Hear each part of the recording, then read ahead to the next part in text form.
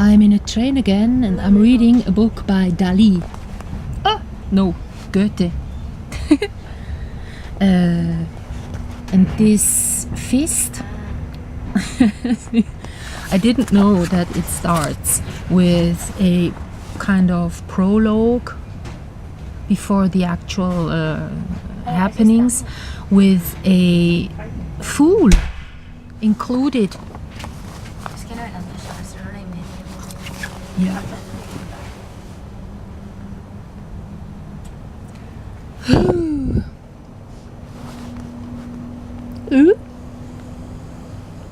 Yeah. So I got this book from the to take with and to leave there library. So it was for free, and it starts really with a director talking to the composer of the play, and then it says funny person, and this is like a fool, I guess. And it's nice because of my kind of God's fool. I'm intrigued by this because of, yes, my fashion label. But until he gets to talk, it takes a while. And then it takes a really long time.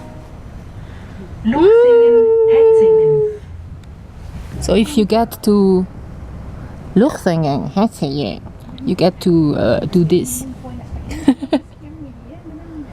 So I wanted to do a review, so I started reading, and basically it says, so Goethe says, if you write a play, include a lot, so everyone may choose what they like best out of it, from it, and then that's what the poet is saying, and the director says how kind of decadent the people are that will appear to the play.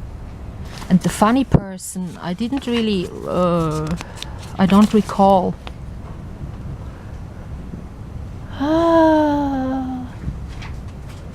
That's what he's saying.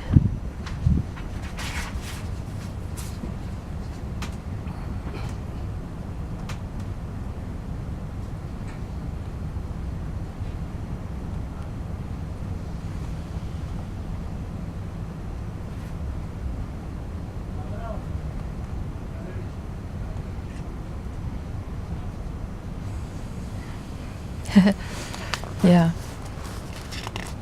Narrheit, I don't know how to translate this word. I used to live here, so if you imagine in the morning you don't have sun until, midday actually. So at 9 o'clock up on the mountain I have a sun, but here she sets like, I don't know, during winter time, maybe, I don't know, during summer, very early. There is cows over there. Can you see the cows? There is cows. Yeah. So,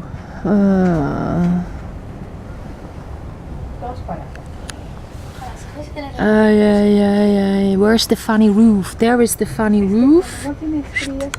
And I was living like 2 houses further up the valley.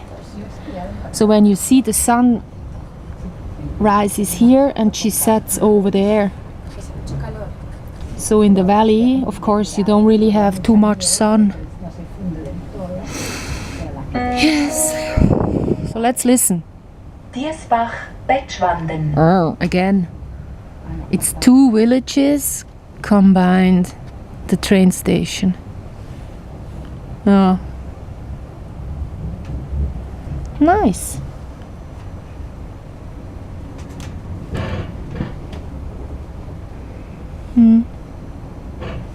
So back to Goethe.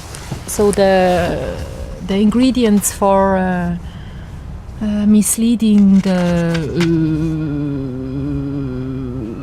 recipient, the viewer, is given right to the beginning of the play. And there is 2 parts. I've read them ages ago, and I cannot really remember what it was about, actually. It's like, probably as it says in the beginning, there is a lot of everything, so everyone may choose. And I even remember a teacher once, he said, read and then answer the question, what is it about, or what does the devil want? Something like this. Mephisto. I'm not really sure. He wanted to make us read the whole thing, but then he didn't have the question, the answer himself. So, yeah, I'm kind of bored. Goethe's nature, naturwissenschaftliche Schriften, how is that in English? Nature and physics writings, like about the color theory he came up with, is much more interesting, or like his weather observations. So you can say he never described stripes in the sky, so the chemtrails weren't known to him. We were once on the Mediterranean Sea with our school because we've been helping a farmer to kind of, in south of France, to look after the farmer's place, because someone sort of destroyed it, the water pool and everything. So when we got there, listen, that's so annoying.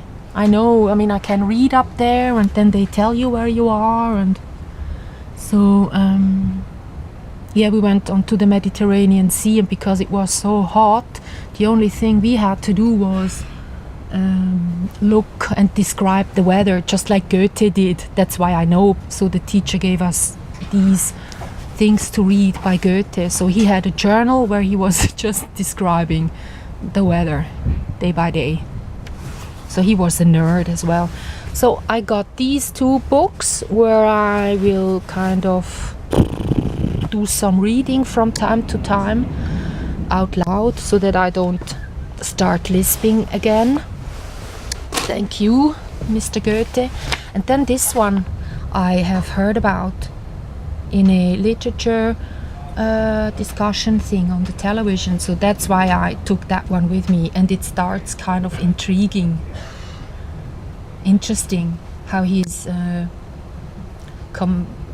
comparing the doing of the sun with Russia's faith politically.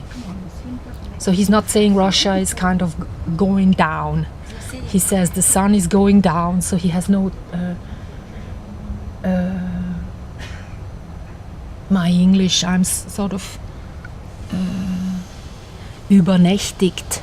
Go and look it up yourselves. That one was the reason, amongst others, why I'm not finding the words. And there's one more station, then I will have to get out. So he's not saying Russia is going down, he sort of says the sun is going down, and this comparison is kind of clever, so he won't end up in prison, I guess that's why.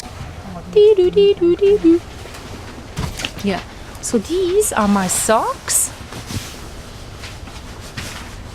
I had to take them off because I have plastic boots again.